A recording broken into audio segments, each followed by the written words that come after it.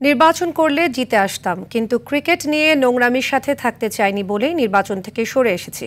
BCB নির্বাচন নিয়ে এমন মন্তব্য করেছেন তামিম ইকবাল।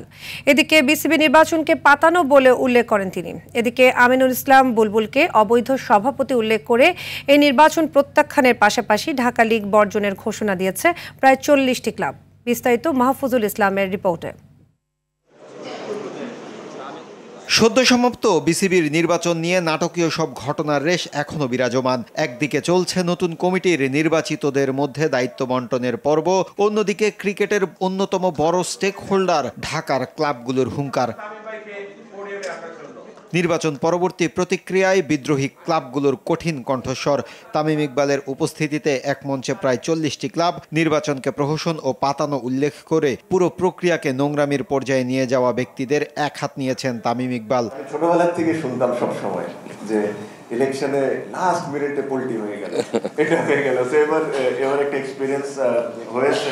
আজকে আপনারা যা স্টেটমেন্ট দিচ্ছেন, এই স্টেটমেন্টের সাথেই কিন্তু থাকি।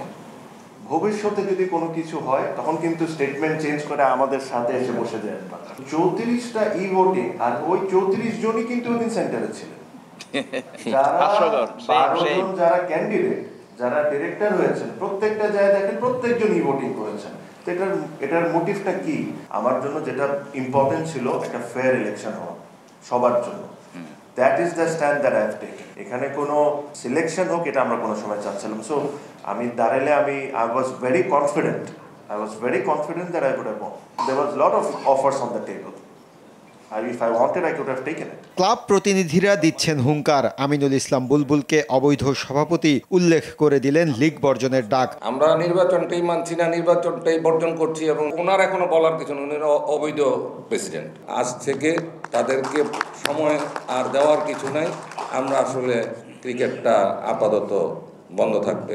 তামিম ইকবালের নেতৃত্বে ক্লাব সংগঠকদের এমন হুঙ্কারের পর নতুন মেরুকরণের দিকে দেশের ক্রিকেট, এমনটাই মনে করছেন অনেকে। আমাদেরকে আপনি না। মাহফুজুল ইসলাম, RTV, ঢাকা।